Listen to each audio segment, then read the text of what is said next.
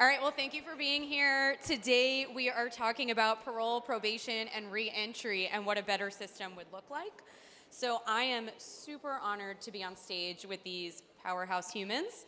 I'm going to start by introducing Topeka Sam, if you don't already know her.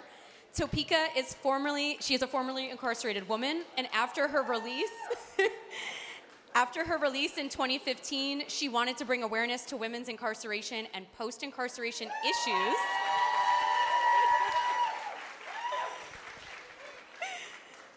And so she created the Ladies of Hope Ministries, which is an organization whose mission is to help disenfranchised and marginalized women transition back into society through higher education, entrepreneurship, spiritual empowerment, and advocacy. And you just informed me this is an international program, which is amazing. So congratulations.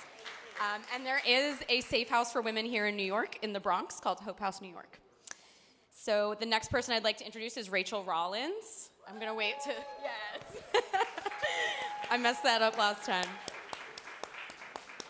Rachael Rollins is a nationally recognized progressive prosecutor. In 2018, she became the first woman ever elected district attorney in the history of Suffolk County, Massachusetts, which includes Boston. And it also made her the first woman of color to ever serve as a prosecutor in Massachusetts. That is amazing. She is known for her list of 15 low-level nonviolent crimes, which she is known to decline, divert, or dismiss from a carceral response. Also amazing. The next person I'm introducing is Chris Redlitz. Chris is a venture capitalist from Silicon Valley. In 2010, Chris and his wife and business partner, Beverly, created a program called The Last Mile inside of prison that prepares incarcerated men and women for successful reentry through business and technology training. Veronica Ballard Cunningham is the executive director of the American Probation and Parole Association, which is aimed at reducing recidivism and informing communities with evidence-based practices and policies. She has served as a justice system practitioner and reentry professional for more than 30 years. She is holding the top leadership position in two of the largest community corrections agencies in America. That is huge, the Texas Parole Department and the Cook County Adult Probation Department in Chicago. This is an impressive panel, y'all.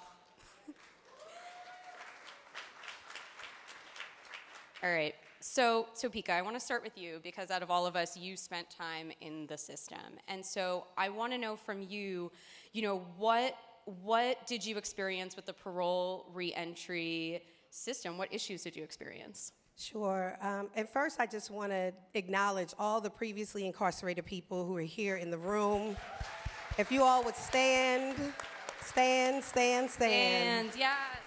Everybody stand.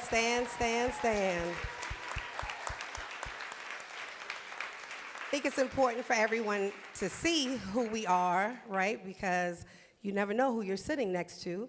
But also, it gives everyone an opportunity to be able to talk to someone, right? While they're in this room, and not just talk to those of us who are up here. And so while I was incarcerated in federal prison, or even before that, when I was in college and I started getting involved in the justice system, I had first experienced state probation. And, I was in school, so they didn't really give me a hard time. I had to report, do the things that I was doing, making sure that I was going to school, keeping up with my address and those type of things. And then I had got federal pretrial before I went to prison. And doing that, it was the same, reporting, making sure that I was there on time when I said I would be. And then I had a probation officer who was very supportive, or pretrial officer who was very supportive, and it was fine.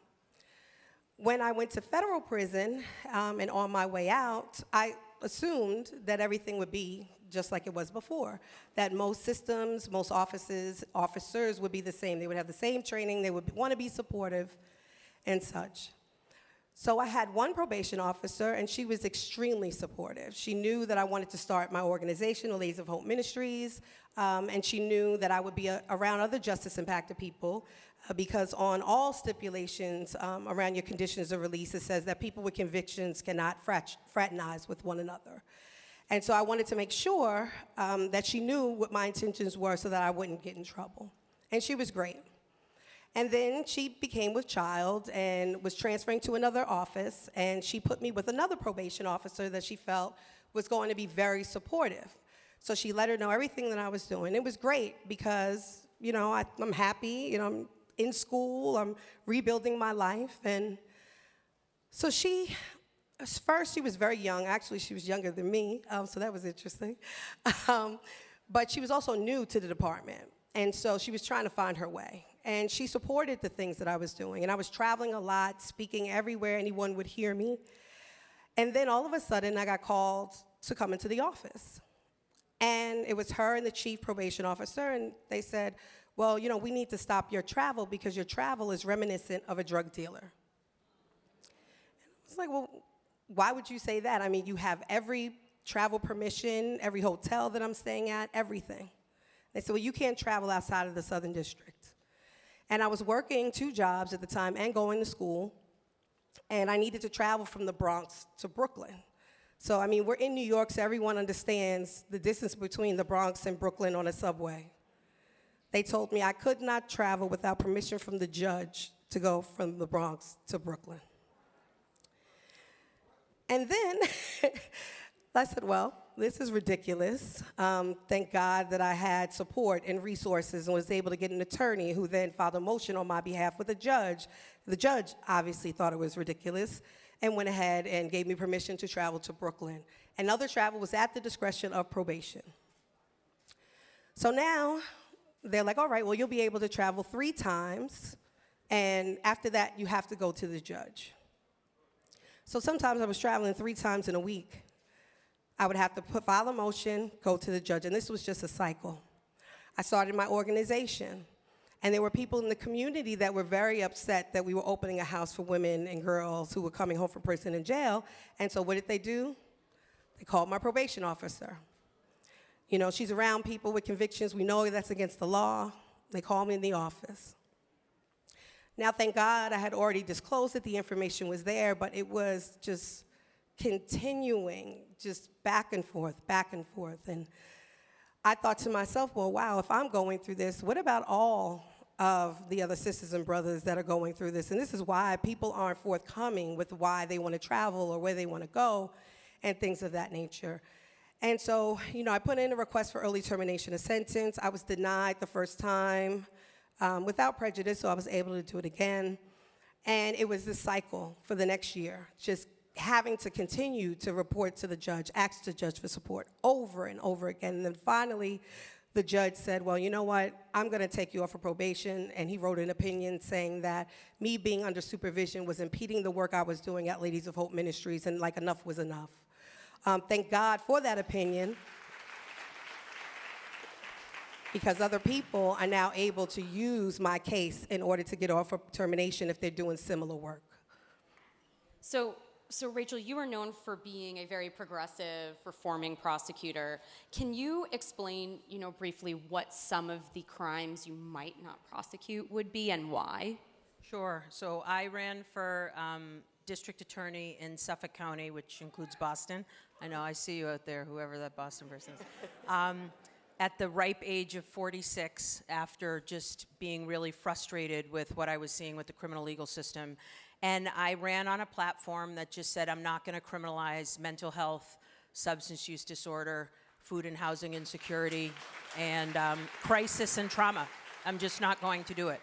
And then, you know, and I was fortunate to have people like Kim Fox, who had run before me, to see a sort of blueprint. You see what I did there with Rock Nation, right? Blueprint, right? About, you know, seriously, a blueprint of how do people do this, how do black women do this, quite frankly.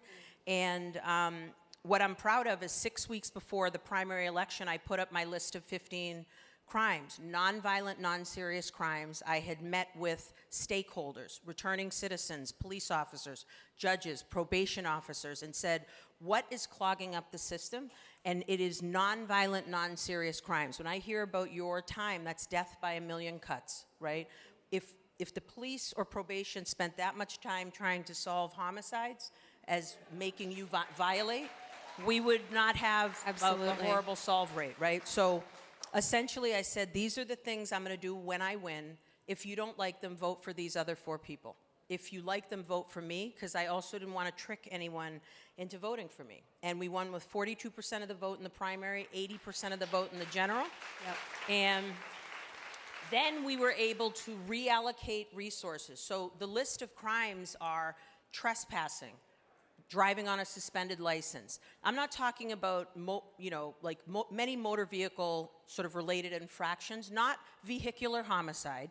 I'm talking about non-violent, non-serious crimes that we can issue a ticket, or there can be some other non-carceral response to this. And what I did was flip the presumption. Instead of always arraigning you, let's consider not doing that and sending you to a state, local, or federal agency to get the help you need with all of the issues. And I was able to reallocate those resources to solving the 1,300 murders, unsolved murders in Boston, to assisting with, other things like that, right? So, and ultimately, we did that. And in the 3 years I was DA, Boston is one of the only major cities in the United States of America between 2019 and 2022, violent crime is down in Boston. Wow. So it did not fail. And that goes to something that we had all been talking about is, the autonomy that the DA has. Can you briefly talk about that? Sure. We are kings and queens, right? Literally. We report to no one but the voters. Not the governor, not the mayor, not the legislature, not the city council. We report to voters. So it's to you and the voter on what you're prosecuting, basically. 100%. And a lot of people don't even know. In Massachusetts, the ACLU had a campaign called What a Difference a DA Makes. 4 out of 10 people or 5 out of 10 people, almost half of them, didn't even know DAs were elected. Yeah. And these are people that overwhelmingly, when we think of mass incarceration, the federal system needs work too, and I'm currently the U.S. Attorney in the District of Massachusetts now, but it's the state and local prosecutors that are filling those carceral facilities. Yep. So they have a lot of power. You need bold and brave people running those offices because we can make change on day one. Absolutely. So you mentioned traveling and talking to parole and probation boards. So Veronica, I want to go to you and talk about, what does the American Probation and Parole Association do? What do you talk about when you talk to people like Rachael? Thank you so much. I'm so excited to be here. In Topeka, I know everybody knows Topeka, so I said, I'm going to change my name to Topeka so I can get a warm welcome just like that. She's absolutely amazing. So the American Probation and Parole Association is the professional membership association for probation and parole officers. So we basically supplement the training that's taking place within respective departments across the country at every level, county, state, and federal. And what we really strive to do is ensure that our members, and not just our members, but all of the 100,000 probation officers and parole officers across this country have the tools and resources, information-wise, that they need to do their jobs. Now, as they mentioned earlier, I worked in Texas and Chicago. My hometown is New Orleans. I started in that city. So I've seen this work for a long, long time. And I would say to you that when I started as a probation and parole officer, the focus was law enforcement. I'm the Barney Fife type, and anybody old enough to know who Barney Fife was, and I was afraid to carry that gun. And also, not just being afraid, but I just didn't think that's what we do. We were not police officers. We should have been more like social workers. So I'm happy to sit here 30 plus years later and say to you, the culture has really shifted. Now, just like every industry, there are some great probation officers and some not great probation and parole officers. But I would say the large majority of them, they really get it. They understand that they're there to, first of all, they should believe in second chances, and then they're there to really help that individual and give them hope for change. So I'm excited about the work we're doing now across the country in probation and parole. Can you give examples of what some departments are doing for success? Oh my gosh, so many. This past week was what's called pretrial probation and parole supervision week, so it's the third week in each month. And so I had an opportunity this week to travel across the country to visit with some of the probation departments to see what they're doing, what's new and innovative. And I will say to you that one of the departments I'm really impressed with is one right here in New York City. The director or the commissioner of probation for New York City is Ana Bermudez. She is absolutely amazing. She's an attorney by trade, and she has such passion and compassion for the youth. So she has both juvenile and adult probation. And they're doing things like not just your traditional probation work. They're doing things like art programs and photography programs, nutritious programs. It's absolutely amazing. During the pandemic, they served meals to 500,000 people. And again, not just people on probation. So one of the things that really excites me about the work they do, because they realize it's not just the person under supervision they need to support that person's family and the community as a whole. So I'm super excited about what they're doing. Awesome. And Chris, you have gone into prisons and created programs, or a program called The Last Mile. Can you explain what that is? Yeah, The Last Mile is a program that we started actually in San Quentin State Prison. I started with my wife, Beverly, who's here in the front row. Yeah,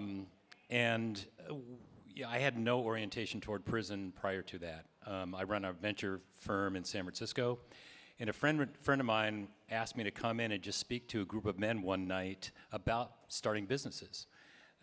Frankly, I was kind of reluctant to go into prison, but I did go in and speak to a group of about 50 guys in this classroom, and I was blown away by their preparation, their desire to create a better life after they served their time. Guys literally were giving me business plans they wrote with pencils, and that just struck me so profoundly that I went home that night and I told Beverly, I said, we need to do something. So we started doing a research. The facts are very clear. We're the highest incarcerated country in the world. The recidivism rate at the time in California was 65%, and the cost of incarceration was $70,000 a year. From a finance guy, that's a big deal. So we said, we're going to do something. So she and I started an entrepreneurship program. We went into San Quentin 2 nights a week for 2 years. Didn't tell a lot of people in our inner circle that what we were doing, but the results were phenomenal. The response was phenomenal. And then in 2014, we actually created a coding program, piloted in San Quentin, where we're teaching software engineering skills to incarcerated folks, men and women today. And we teach them to be software engineers, and today they're getting hired by companies like Slack and Square and Zoom and Dropbox. How many states is this in? What's that? How many states? We're in 6 states now. The pandemic kind of slowed things down a little bit. We've got a pipeline. We're hopefully, knock on wood, in New York pretty soon. And we've got great support. So the goal in the next 2 years is to be in 14 states and 50 classrooms across men's and women's programs, and continue to recruit more corporations to hire formerly incarcerated folks. And they don't have to be software engineers necessarily. We're expanding that program today. We have audio and video production program that we started. Now we're in 4 prisons there. And the goal is to continue to develop technology programs that can serve folks that don't necessarily have formal education. We have many folks inside that are working as senior software engineers who never had a job before and never had formal education. Wow. And Topeka, so you created programs as well. When we talked a little, are there different challenges men and women have coming out of prison? Are there differences for women? Oh, absolutely. I always usually quote one of my brothers, James Monteiro, from Reentry Campus in Rhode Island. And he says, when men are arrested, they ask, where is their lawyer? And when women are arrested, they ask, where are their children? So that is the difference, right? 85% of all women who are coming from prison or jail are mothers or dependents, primary caregivers of dependent children. And when you think about that, women, when they're coming home, they're having to reunify the family. Additionally, when women are coming home, a lot of times they don't have anywhere safe to live. They either find themselves back in, sexual trauma and violence, getting in a relationship just to have a roof over their head. And often they'll say that, men, the reason why there are so many programs for men is because of the number of men that are in prison. But we also know that 800% increase of the rise of incarceration of women. And for every single man that's in prison, there's a woman who's in prison at home with him also. And so, often we don't look at the numbers in that way, and it is critical that we start to do that because families are impacted in the same way. I mean, I know one of my sisters here, Mikkel West, whose mother who's been incarcerated in federal prison over 30 years, Michelle West. When you think about that and think about even her reentry, what is that going to look like to try to reunify with her child after 30 years? To try to find her way back into technology, because in the federal system, they don't offer programs like the Last Mile, right? And so how are we actually being able to touch people while they're inside and make sure that we're giving them those opportunities while they're out? And that's what we focus on, making sure that we're giving people growth-focused opportunities and jobs, career development, entrepreneurship training. Because for me, if I had to work for someone, worrying about checking the box and all the 20,000 plus barriers that we saw outside the time Dunn put up, then my organization would not have over 20 employees, be in 6 states, scaling over 3 countries right now, because I would have been listening to what someone else told me I needed to do. So I want to ask Rachael and Veronica, which areas do you two see that need to be addressed the most with probation and parole? And I'll start with you. Well, I think, if I had a magic wand, I'd want excellent public schools. I'd want people having access to housing so that they don't cycle in and out of the criminal legal system, right? When we think about who is actually populating these carceral facilities, whether it's the House of Corrections, which sheriffs oversee, elected sheriffs, or the Department of Corrections, which the governor usually appoints the Executive Office of Public Safety, person who then runs all the carceral facilities there.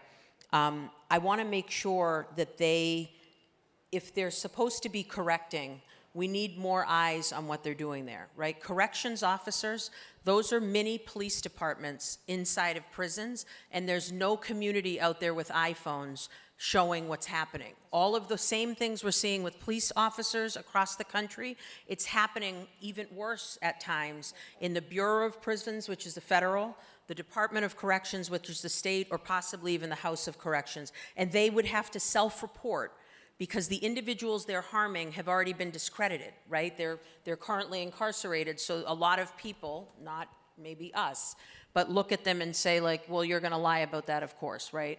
So I would say we have to think about ways to avoid people coming into the criminal legal system because there are lots of problems with the system, or it's working exactly the way it was intended to, and keeping poor people and black and brown people cycling through those doors. So that's one.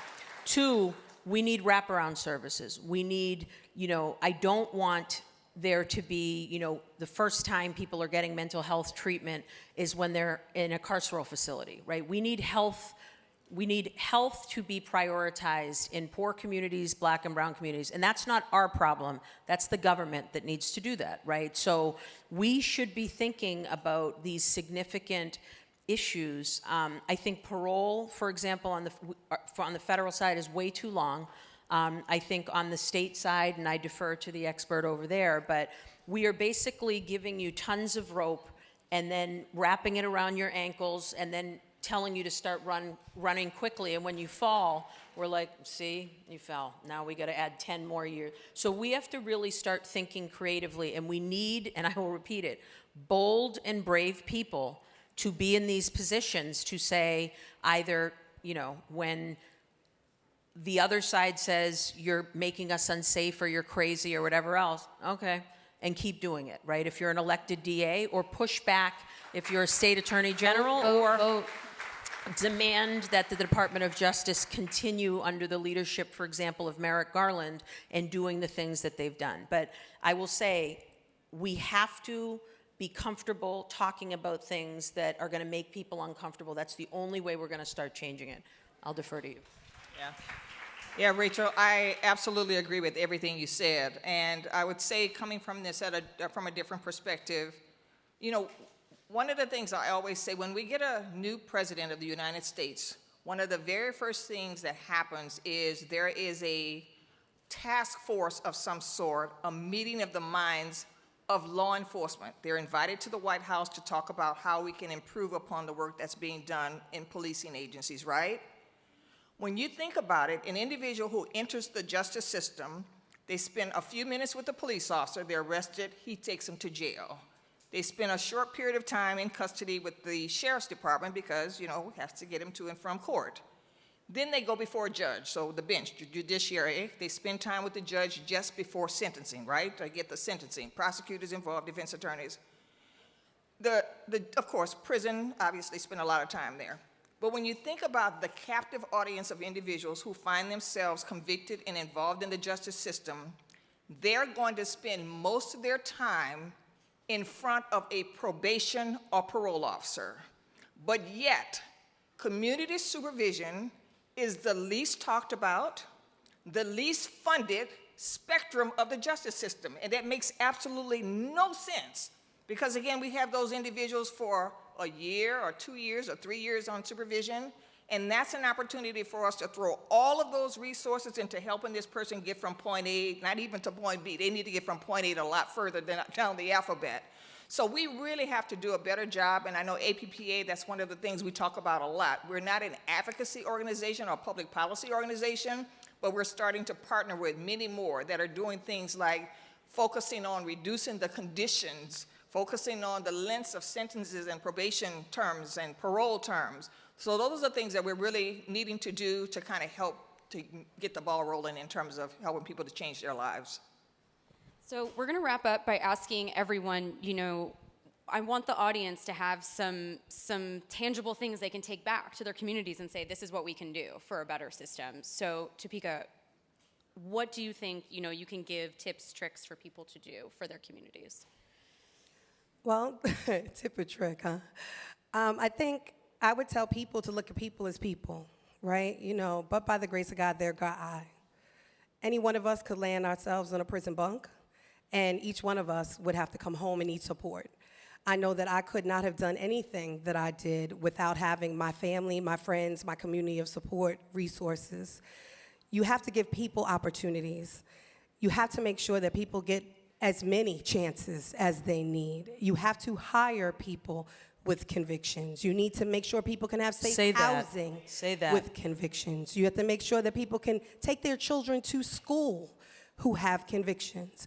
So open your minds, open your hearts, and realize that if it is true that every other person in this room, every other person has been directly affected by the criminal legal system in some way, whether it is yourself or someone else, it is your responsibility now that you're here to take this information and make sure that you're utilizing your resources, your platform, and your community to invite everyone back so everyone feels safe.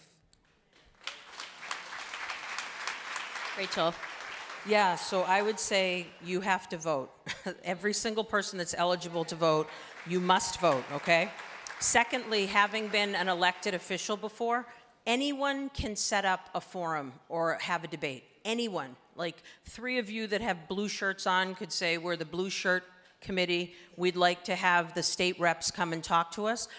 Make sure with respect to the people that make decisions prosecutorially, your attorney general of the state or your elected DAs, Commonwealth attorneys, states attorneys, have a debate, have a forum, invite them there, and then shame them when they don't show up, okay? I'm dead serious. And ask the right questions, okay? We need, I piggyback on what my sister here said. We need to hire people. If you are a person who has hiring authority, hire people that have touched the criminal legal system. You have in your... And I have absolutely done that. As the DA of Suffolk County, I hired an individual that was on federal probation, and then I didn't, when I welcomed him to the office, say, hey, he's a felon, and welcome to the office. That's his story to tell, not mine. He's announced just like everyone else here. And then when I go to Suffolk Construction, GE, Amazon, all the places in my state and say, are you hiring returning individuals or people that have come into contact? Well, it's really hard. No. I'm the chief law enforcement officer, and if I can hire them, you can. Nobody's stealing screwdrivers from your construction company, right? Or maybe they are, but I don't know. All right, and then I think other things that need a change, Satana and I, another fabulous DA that's here, we've been to Germany and Portugal with other progressive prosecutors across the country. In Germany, to be a corrections officer in Germany, you have to go to college for 2 years to be a corrections officer in Germany. And I kept saying, I don't understand your words, right? What do you mean? They go to college to be because in Germany, if you come in contact with the criminal legal system, that's a failure of Germany. That's the way we need to be looking at this in the United States, right? When children fail and they have been in the DYS, DCF system, that's the state's failure, right? Not a 7-year-old who didn't, none of us chose who our parents were, which dictates where we live, the school we go to, et cetera. So we need corrections officers. I just remember asking the question again, and they're like, they're speaking English. Why don't you understand what they're saying? I'm like, they go to college to be corrections officers because it is corrections, and they need excellent people coming in contact with individuals that are in crisis and need help and have had systems fail them their whole lives. And that's it. All right, you can go.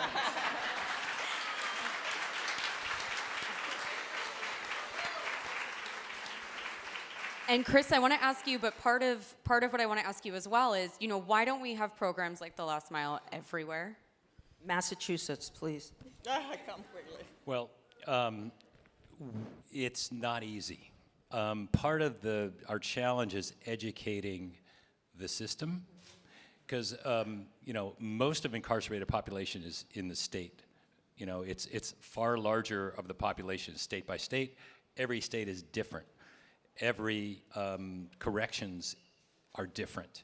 Every leader is different. They have a different take on how things should be done. And we're doing something that is very unusual, bringing technology into prison.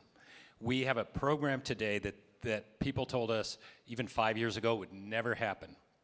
Today, not only do you come in the classroom and work your full-time job in a lab 40 hours a week, we give you a laptop that you take back to your cell or housing unit. That's never happened before, and that scared the hell out of corrections, but it's worked phenomenally well. So part of it is, thank you. So part of it is that it's education and also bringing in the private sector. We really believe that solutions can only happen with a marriage between public and private. So Beverly and I had no orientation toward corrections whatsoever. What we saw was an economic and an emotional issue that we could help resolve. We had to educate ourselves on how we could approach this. We learned a hell of a lot. And you have two people walking into prison saying, you're going to get a job in Silicon Valley. They looked at it and said, you're full of shit, right? But today they are. So part of it is believing. On every classroom we have, there is a statement that says, believe in the process. Everybody that comes in that classroom now knows if they follow this path, they will have a job when they get out. So I would say to people today, not everybody in this audience has the capacity to hire someone, but they have a capacity to lean in. You don't have to do it crazy what we did. It's funny because we have this joke in our household called CCIs, Chris's Crazy Ideas. This was one of those. Not everybody has to go to that extreme, but there are 40 organizations downstairs that are most of them nonprofit, I believe, that need help. So volunteer, vote clearly, but everyone here can make an impact and do something positive. So tips and tricks, I don't know if I have any tricks, but I mean, I certainly, everything that everyone else has said about public-private partnerships and voting, and everybody has a backstory, so the key is being respectful of everyone. And one of the things I always talk to probation and parole officers about is just kind of, the job could be a lot easier than you make it out to be, right? Because it's really about just treating an individual the way you would want to be treated. So if your son or daughter were on probation or parole, how would you want that officer to treat him or her? And so that's something that we've just kind of been focusing on, making sure that people understand as probation and parole officers, your job is not to be the police officer, but your job is to be a mentor and a supporter and a guide for these individuals. And so I would say that, again, back to what you said about the voting, that is imperative, because the one thing we don't talk about when we have these conversations about probation officers and parole officers and the requirements they're making of individuals, guess what? They don't create those requirements and conditions. Those are made by judges and parole board members. So again, elect the right people into offices, elect the right judges, elect the right governors, because the governors are the ones who appoint people for the parole board, so that we can start making some progress. And again, one last thing, I can never overstate the need for resources. Probation and parole offices just don't have it. There's a small department in Opelika, Alabama. There are 2 probation officers. They have 400 plus cases each. You can't expect a lot of success to come out of that scenario. So we really got to support the work that they're doing and give them the resources they need to do it. Thank you. Y'all, we're wrapping up. Does anyone else have any last words they want to say? We can say it together. No. All right, well. No, you, it's your All right, my God. Okay, we need formerly incarcerated people on parole boards, right? We do. We need people that have touched the system. If we can have former prosecutors, we can have criminal defense attorneys, judges, we can have parole officers, probation. We need formerly incarcerated people on parole boards. Because I'm going to be honest, I have family members that have cycled in and out of the system. They'll be honest and say, like, this person isn't ready, right? This person is absolutely ready. And I think also parole boards are a place where women are not treated the same as men and held to a higher standard, and I've seen it in Massachusetts and elsewhere. But I just think no idea should be turned down. We have to, I love the idea of public-private partnerships, and I will end with, how do you incentivize excellence when you have a monopoly on something? The government is a monopoly, right? We aren't the taxi industry that had to change because Uber came along, right? And now all of a sudden taxis don't smell and like people are being nice to you. All right, or we're not the hotel industry and Airbnb comes along and now the hotel industry treats you nice. We just get to be the government and keep doing it the same way. When you get bold people that get in the job, we demand excellence because it's communities, like somebody said earlier, we work for you. Right? And we need to start behaving that way. And I think with private and public partnerships, we are held to a higher standard. So I couldn't agree more. Awesome. Thank you all for being up here with me, and thank you for coming and sharing your knowledge.